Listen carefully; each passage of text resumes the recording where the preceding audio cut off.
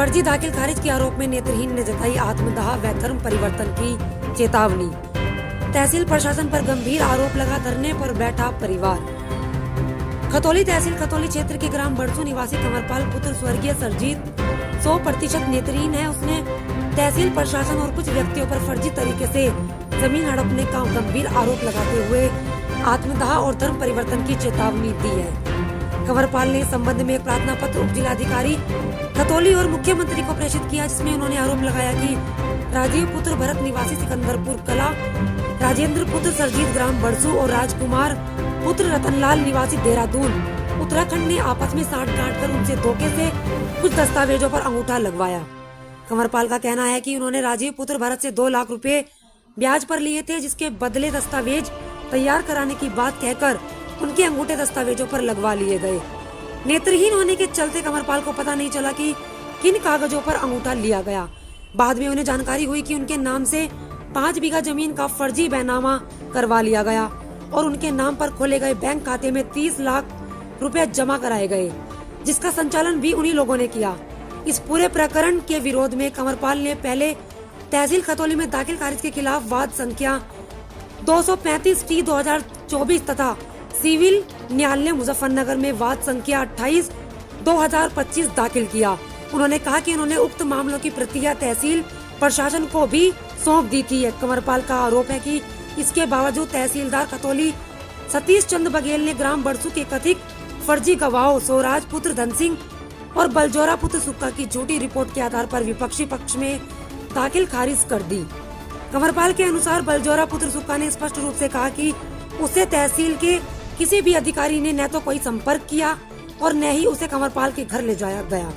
वहीं कंवरपाल ने दावा किया कि स्वराज पुत्र धन सिंह नामक व्यक्ति गांव बड़सू में है ही नहीं। इससे उन्हें तहसील प्रशासन और कथित भू माफियाओं की मिलीभगत की आशंका है। कंवरपाल ने प्रशासन से मांग की है कि किसी दोनों कथित गवाहों की जांच कराई जाए और ग्राम प्रधान जयपाल सिंह से इस बारे में रिपोर्ट मंगाई जाए।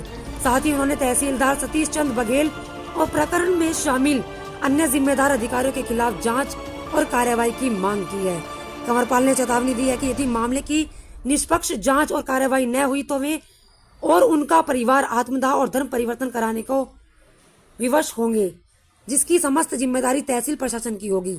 इस मामले ने प्रशासनिक महकमे में भी हलचल मचा दी है। अब देखना यह होगा कि प्रशासन इस गंभीर आरोप और चेतावनी पर क्या कदम उठाता है। बड़सू के मैं मुख्यमंत्री जी से यह चाहता हूँ मेरी जमीन वापस आ जा। मैं मेरे से धोखाधड़ी से बनावा करवा लिया, दखल भी खारिज भी धोखाधड़ी से करवा लिया। तहसीलदार साहब ने और पटवारी ने और मतलब उसने रेस्टान ने पैसा दे के काम करवाया जी। मैं हाथ जोड़ के कहता हूँ योगी साहब, मुख्यमंत्री साहब, हाथ जोड़ के मैं ही प्रार्थना करता हूँ, आप मेरी जमीन मुझे वापसी चाहो। वो लोग हैं, हम चमार है जी। वो वे लोग बोल रहे हैं जिन्होंने कब्जा किया है। वे है गडरिया जी। गडरिया कौन समाज से? कौन लोग हैं जो जिनमें तुम्हारी जमीन कब्जा करा? पाल नाम बताओ, कौन है, कहाँ के रहने वाले हैं? राजकुमार का नाम में करवा जी। कहाँ का रहने वाला राजकुमार? देहरादून। अच्छा, और उसके साथ कौन है? उसके साथ में वो राजू और भरत। अच्छा, सुनो उसका नाम राजेंद्र, इसका भाई है राजेंद्र। कौन लोग हैं ये? तुम्हारे क्या लगते हैं? कौन जी? नाम जानते नहीं जी, ना हमारे गांव का है। नहीं, तुम्हारे जो 2 गांव के नाम है, जो भाई है, तुम्हारे भाई हैं, क्या है? राजेंद्र क्या? कौन था? राजेंद्र तो है। कौन है राजेंद्र?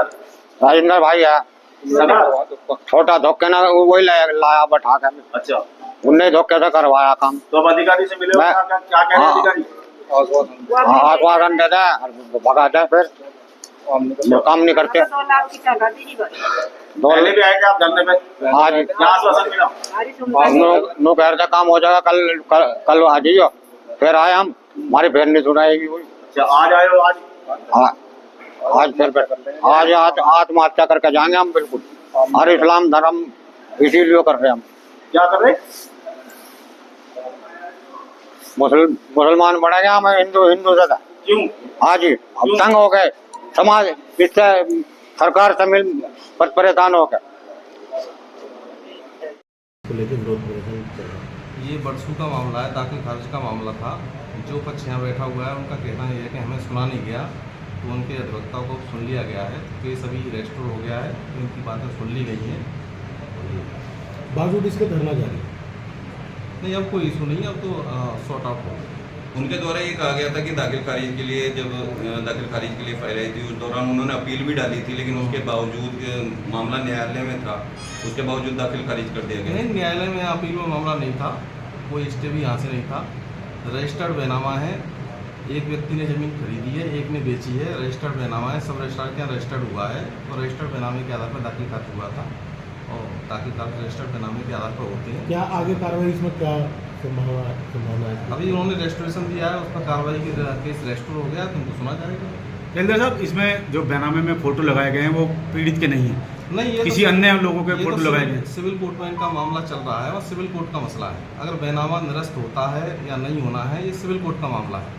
नहीं, जैसे फोटो किसी और के हैं, पीड़ित के नहीं, खुद को जमीन मालिक के नहीं है, और अन्य किसी व्यक्ति के फोटो लगा दिए गए उसके हैं। बाद भी दाखिल खारिज हो गया। नहीं, ये तो बैनामा रजिस्टर सब रजिस्ट्रार के यहाँ हुआ है।